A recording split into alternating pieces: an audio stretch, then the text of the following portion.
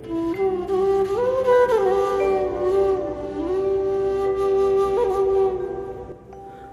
গো বাচ্চাদা, আচ্ছা খবরে কি দিল? দেশের যুদ্ধ থামলো? আরে হাবু, খবর খুব খারাপ। খবরে শুনছি বাজারে চিনির দাম খুব বাড়ছে। চিনি নাকি শুনলাম চিনি দিয়ে মিসাইল বানাচ্ছে। বাচ্চাদা, তাহলে কি আমরা এবার চীনের মিসাইলটা মিশ্রিত করবো? তোকে নিয়ে আর আমি পারলাম না। পেপার পড়তে হয় মাথা দিয়ে, চিনি দিয়ে নয়। দে এক কাপ চা দে।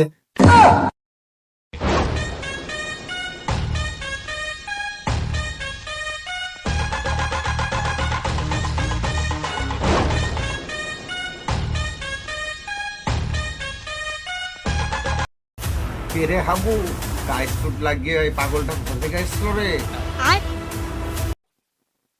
নমস্কার দাদা, আমি শহর থেকে এসেছি।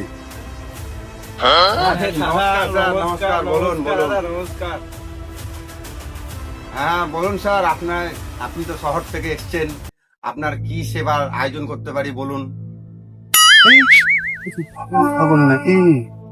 আপনাদের গ্রামের জীবনযাপন সার্ভে করতে এসেছি। আমার মাথায় কি ঢুকছে না? চুপ তুই। নমস্কার স্যার, আপনি একদম সঠিক জায়গায় এসেছেন, বসুন।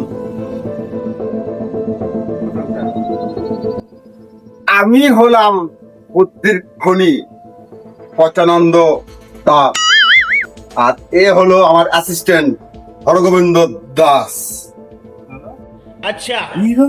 ওর নাম বললো না, কি বললো? চমৎকার, আপনাদের মতনই পাগল লোক খুঁজছিলাম। না না না না না, আমি ভালো মানুষ খুঁজছিলাম। আচ্ছা ঠিক আছে ঠিক আছে। আপনাদের কাছে আমি কিছু জিকে প্রশ্ন করতে পারি? কি গো বাচ্চাদা, জিকে মানে কি জিলিপি কচুরি? চুপ কর মূর্খ। কে মানে হচ্ছে জটিল কে। দেখি আপনাদের সাধারণ জ্ঞান কেমন। স্যার, আপনি ডাইরেক্ট ফাইনাল রাউন্ডে প্রশ্নটা করুন।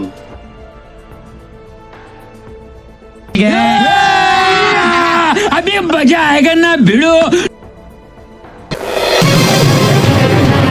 আপনাদের প্রথম প্রশ্ন করি। अच्छा তো চাঁদ আর সূর্যের মধ্যে কে বেশি দরকার? समझ गया। চাঁদটা বেশি দরকার। চাঁদ কেন? সাধারণ লজিক স্যার, জলের মতো সব। কারণ সূর্য দিনের বেলায় ওঠে, তখন এমনিতেই চারিদিকে আলো হয়ে থাকে, সূর্যের কোনো আলোর দরকারই পড়ে না। চাঁদ উঠে রাত্রিবেলায় যখন চারদিকে অন্ধকার হয়ে থাকে, তার জন্য চাঁদের আলোয় তখন চারিদিকটা আলো হয়, তার জন্যই চাঁদটা বেশি দরকার। বাহ বাচ্চাদা বাহ, তুমি তো পুরো ফাটিয়ে দিয়েছো। বিজ্ঞানী আইনস্টাইন এরকম ভাবতে পারে। আচ্ছা বাদ দিন। দ্বিতীয় প্রশ্ন, এ থেকে জেড পর্যন্ত কটা সংখ্যা? কি বলছি?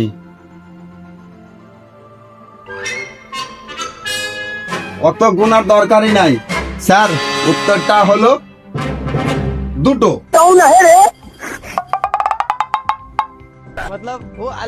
কিভাবে?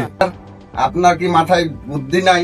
এ একটা, জেড একটা, মাঝখানে এগুলো তো সব লাইন দিয়ে দাঁড়িয়ে আছে।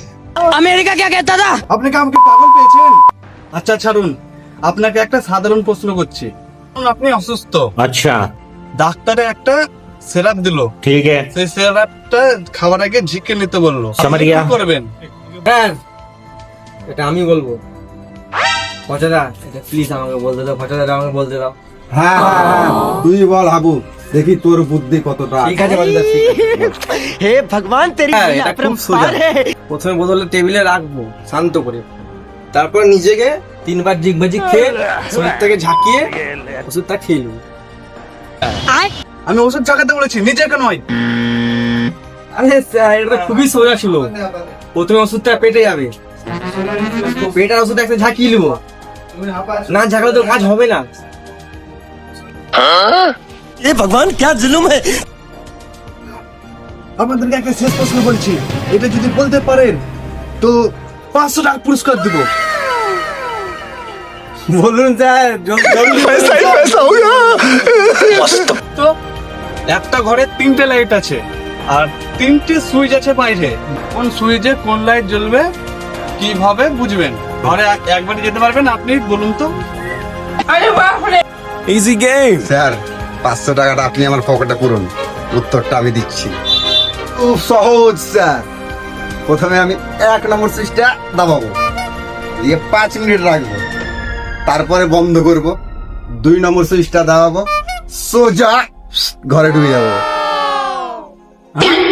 তারপর সোজা যে লাইটটা জ্বলছে সেটা হচ্ছে 2 নম্বর সুইচ, আর যে লাইট ঘরের ভিতরে যে লাইটটা আছে হাত দিয়ে দেখবো গরম, সেটা 1 নম্বর সুইচ, আর যেটা ঠান্ডা আছে সেটা 3 নম্বর সুইচ।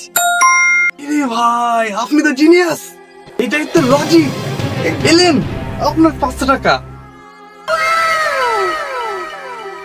এটা 500 টাকা রাখ। স্যার, এবার আপনার সত্যি কথা বলে দিই, ঘরে কারেন্টই নেই। আমরা কালকে মেলা থেকে मैं गाली नहीं दे सकता, गाली नहीं देना। फैमिली फैमिली देखती है, वरना मैं ऐसे ऐसे गाली दूं, ऐसे कैसे कैसे लोग रहते हैं यार यहाँ पर। হোয়াট, কারেন্ট নেই? তাহলে আমার 500 টাকা ফেরত দাও। নো স্যার, গ্রামে এসে ফ্রিতে জ্ঞান পাওয়া যায়, কিন্তু পেটের খরচ নিতে গেলে 500 টাকা ফি দিতে হয়। ভাগ হাবু ভাগ।